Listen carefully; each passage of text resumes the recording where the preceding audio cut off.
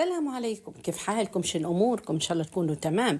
بناء على طلب متابعات قالوا لي بلحلومة عاودينا طريقة المالحة. حاضر، أنا دبتها الأسبوع اللي فات ودبتها بطريقة جديدة، بس الطريقة تبارك الله جربوها ومضمونة 200% وراح تجيكم زي ما أنتوا تبوها.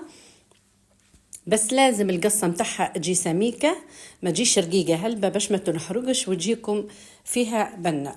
وهي نشوفوا المقادير شن هي. خديت كوب زبدة بدرجة حرارة المطبخ، الكوب ما يعادل 250 جرام. ضفت عليهم كوب شاهي كبير زيت ذرة، وحركته كويس لغاية ما ولا كريمي. طبعا تقدروا تكيلوا بالكوب العادي. وبعدين خديت بياض بيضة ضفتها على الخليط وحركت، وخديت كشيك صغير ملح، لازم ملحها يجي جنين ما تجيش صامتة. وخديت كشيكين كبار سكر بودرة، كيف بلحلومة سكر بودرة في حاجة مالحة تجيكم إبداع، جربوا.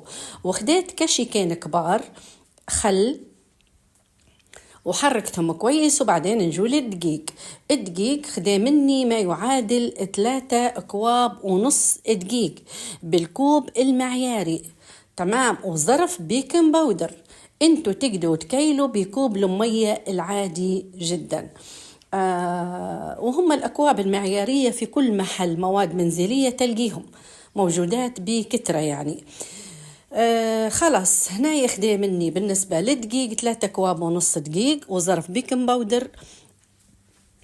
عجناها وجدت ما شاء الله. خديت ورق زبدة طرحت عليه العجينة، وبعدين حطيت ورقة تانية فوق، وبالطريقة هذه فورمتها. فورموا بأي حاجة يا بنات عندكم، تمام، مش شرط تقيدوا. وبعدين خديت طاجين حطيت فيه ورق زبدة وحطيت فيه العجينة أو الفورمات اللي دبتهم أو المالحة، ودهنتها من فوق بإصفار بيضة وشوية حاجة بسيطة خل، وحطيت زعتر فسطة وبالطريقة هذه دهنتها. وبعدين حطيت حبة البركة أو كمون أسعد، وحطيت شوية لوز خزايمي، وحطيت شوية زعتر مرحي من فوق. والبنة إبداع تبارك الرحمن، بس ديروها قوامها غليظ شوية يا بنات، ما تديروهاش رقيقة باش تجيكم حلوة. هي هيك طريقتها.